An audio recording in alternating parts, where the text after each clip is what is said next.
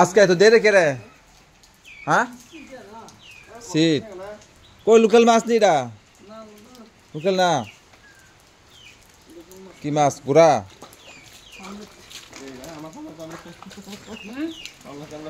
পাম light তো খাই না রে আমরা ছোট ছোট ইলিশ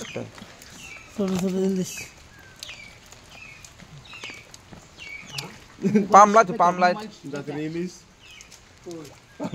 দেখো না